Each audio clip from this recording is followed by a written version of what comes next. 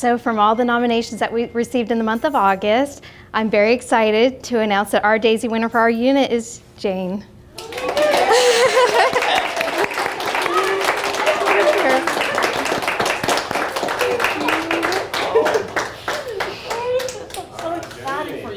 Well, all right, come over here between us. Whoa! I'm going to read you a couple. Jane has received so many nominations, but I want to read you the one that got her this award this month and maybe a couple other nominations that she had.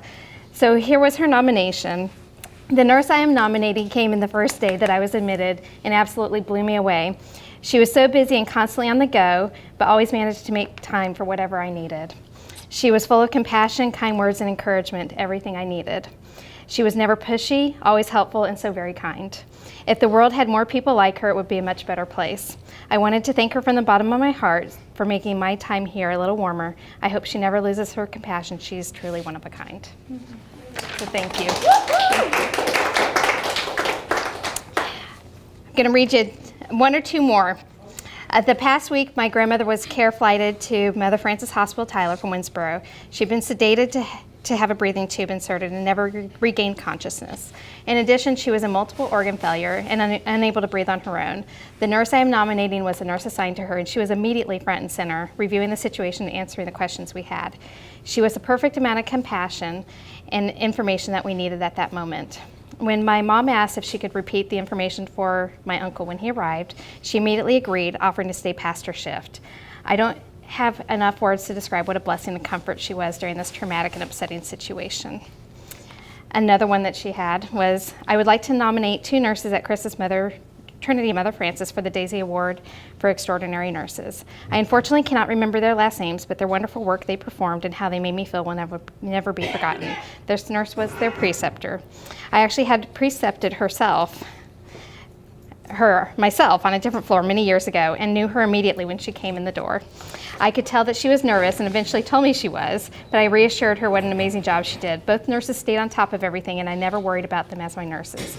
This nurse knew when to be a bulldog and to get things done, but was also so very comforting to me and coached me throughout my breathing. She was my advocate. She was amazing about relaying information to the doctors and never made you feel like you were not a priority for her, even though I knew she had many other things to do.